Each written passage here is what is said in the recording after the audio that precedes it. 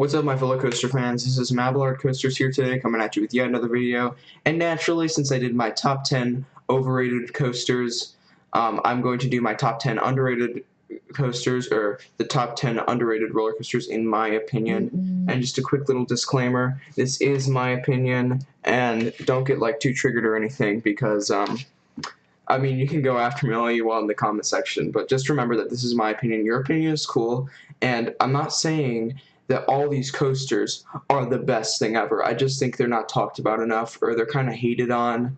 So yeah, anyway, without further ado, let's just get right into it. Alright, first coaster on this list at the number 10 spot is Ride of Steel at Darien Lake at Six Flags America. And wow, this thing is actually a pretty good ride.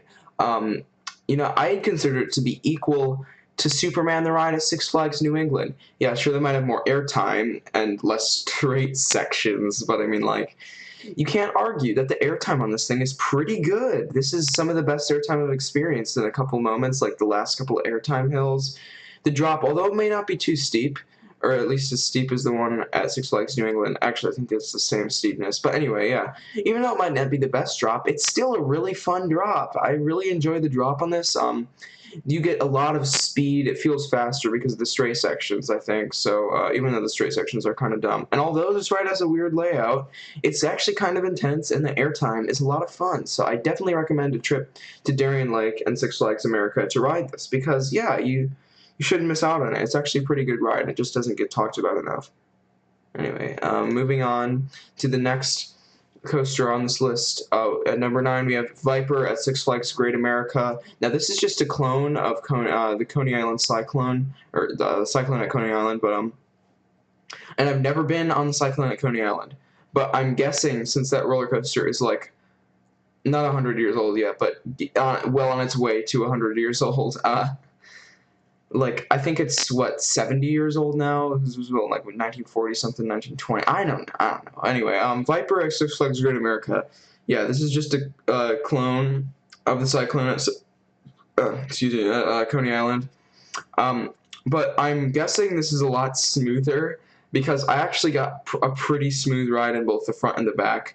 I was expecting an incredibly rough ride. I mean, it was built in-house by Six Flags. A lot of in-house Six Flags coasters, you know, aren't that smooth. Like, I think Cyclone, I'm not sure if it was made by Den, but a lot of these Woodies were made in-house by Six Flags. Like, although they were built, like, by William H. Cobb or whoever, you know, they were partially manufactured in-house, like, Cyclone at Six Flags Magic Mountain, which I never got to ride, but I heard that was like the roughest wooden roller coaster ever. So yeah, this ride is actually a lot of fun. The airtime, it doesn't have too much airtime, but it's mostly just about this fun and the smoothness. This ride is actually pretty smooth, surprisingly. So yeah, I definitely recommend a trip to Six Flags Great America, because this just proves that this ride, this roller coaster just proves that this park doesn't have any bad rides. They just have a couple meh ones, like American Eagle or Raging Bull, but, you know, especially American Eagle. But, yeah, this ride's a lot of fun. I definitely recommend a visit to Six Flags Great America to ride this.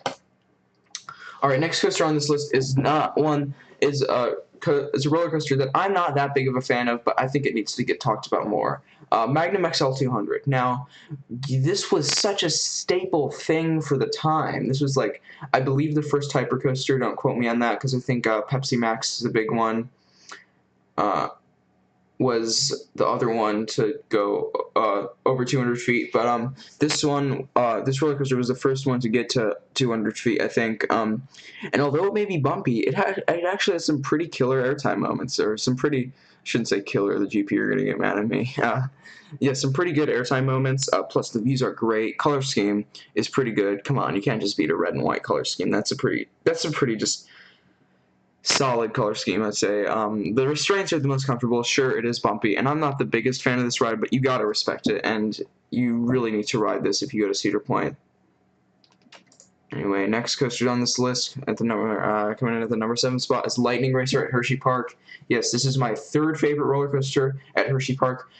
Almost better than Storm Chaser. Didn't quite make it because I got a couple rougher rides, you could say, towards the back, but this coaster, the racing element on this, and yes, I do like this more than Fahrenheit because I am not a big fan of vertical lifts, if you know me. Yeah, I hate vertical lifts, but anyway, Lightning Racer, towards the back, See, the problem with the back is like it's a little rough on the green side. I found on the red side it's not as rough for whatever reason. But yeah, on the back seat on the green side is actually it's a bit rough. But you get the better airtime. So front seat, and pretty much any seat is good here. And it's not the roughest wooden roller coaster I've been on. Actually, I'd go as far as to say this is probably my favorite GCI, or no, actually Gold Strike Great California's Great America is my favorite GCI. But yeah, I consider this roller coaster to be even better than Mystic Timbers. Yeah, and definitely one of the best coasters in Pennsylvania. Um, if not the best, if you're not counting Phantom's Revenge and Sky Rush or Ravine Flyer, which I will consider those three to be better than Lightning Racer. But I mean, like, yeah, so this is my fourth favorite roller coaster. Or wait, no, that's not right. Yeah, fifth favorite roller coaster in Pennsylvania. Okay, I don't want to get too ahead of myself. Anyway, next coaster on this list, under the number 6 spot, we have the Maurer spinning coaster models. And there's a couple different Maurer spinning coaster models, and there's some like custom-made ones. I think there's one at Alton Towers or somewhere. I don't know, but there's one at the Santa Cruz Beach Boardwalk, Lagoon, Waldemere, Hershey Park, and Seabreeze in the U.S. I believe those are the 5 ones that are located in the U.S. Correct me if there are more. Correct me if I'm wrong, because there's probably more, I don't know. The one pictured above is a Steel Dragon 200 at Waldemere, and these things, people consider these to just be family coasters, and while that might be true, I kind of feel like this coaster fits everyone's needs, even like the thrill seekers' needs, because the drop, going backwards on that drop is really intense. There's not a jerky moment on this ride. Okay, well, there's this kind of like moment where you're on the edge of your seat because you drop and you whip around to this turnaround, and if you're on the outside it feels like you're going to fall out because like it's kind of like a wild mouse element. That's really cool though. That's jerkiness, you know. That's like fun jerky. And also going around the helix spinning, if you can get a good spin on this ride, then this is just about one of the most fun roller coasters. You will be laughing the whole time. I promise you. These really do need to get talked about more. Alright, next coaster on this list is Medusa at Six Flags Discovery Kingdom. Yes, the floorless coaster at Six Flags Discovery Kingdom, and my favorite roller coaster here. Now, I've only been here once. Sorry, I can't speak English today. I've only been to Six Flags Discovery Kingdom once, but I guess this thing was just hauling that day because I've never heard of anyone liking Medusa this much. This is my favorite floorless coaster that I've ever ridden, no doubt about it. I consider this to be more intense than Kumba at Busch Gardens Tampa, and please don't go after me for that because it's just my opinion, and I might have just rode it on a day when it was hauling. But it also has that one weird like Batwing element where it's not like a cobra roll, like speaking in RCT3 terms, you know, like half loop, corkscrew, half loop, but not like with a cutback in the middle, so it's not a cobra roll. Anyway, yeah, Medusa, the zero-G roll is so intense. That one Batwing element is so intense. Everything about this ride is really intense. Even the drop is a lot of fun. And yes, I do like this thing more than the Joker, which is one of the weaker RMCs, so that's not saying that much. But yeah, this is... if you go to Six Flags Discovery Kingdom, you have to ride this. Bottom line, this is just a great coaster. My favorite floorless coaster, again, yeah. And it might not be this great all the time, but a backseat ride in this, oh my goodness, it's so intense. Anyway, next coaster on this list is Patriot at World of Fun. Wow, I told you I couldn't speak English today. Anyway, okay, so Patriot at World of Fun. Now, this isn't one of the more intense B&M inverts. However, this one is just pure fun. You know how it interacts with the pathway. It is in the back of the park. I guess you could consider it a parking lot coaster, and it is in like the middle of nowhere, kind of. Well, I mean, the Worlds of Fun is in the middle of nowhere, sort. Well, it's near Kansas City, but I mean, like the area around it looks like, or the park itself, like there's a lot of barren, or like there's a lot of just open land for roller coasters, and they're not building a new one. But oh well. Anyway, Patriot. However, it may not. Although it may not be my favorite, this is my second favorite at Worlds of Fun. Although it might not be my favorite, this is a lot of fun. I think people just expect B&M members to be super intense, but you know this was just for the pure fun. And I'm not saying this ride is forestless. It's absolutely not forestless. The loop is actually pretty forceful. Not the most intense ride ever, but it's a lot of fun. I definitely would recommend a ride on it. Next coaster on this list, coming in at the number 3 spot, is Diamondback at Kings Island. One of the more kind of controversial ones, I guess, because some people, you ride Diamondback, you either love it or hate it. A lot of people consider it to be the best. A lot of people consider it to be the worst. In my opinion, this is the best B&M Hyper I've ever ridden. Not the best hyper. Skyrush is the best hyper that I've ever ridden. I don't care about the restraints. That ride is awesome. Anyway, Diamondback at Kings Island.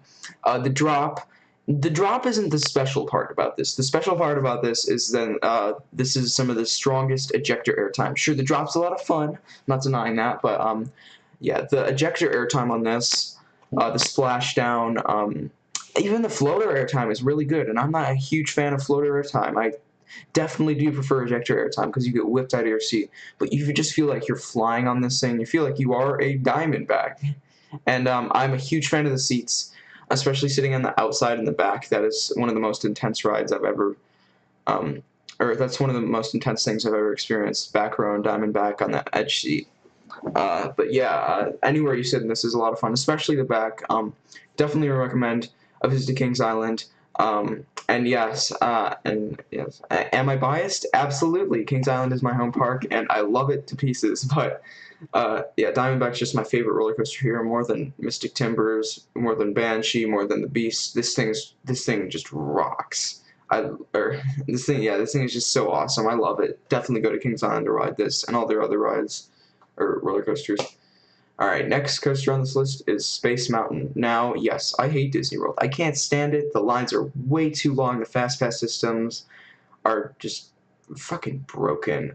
Sorry, that's part of my French, but they're just so fucking broken.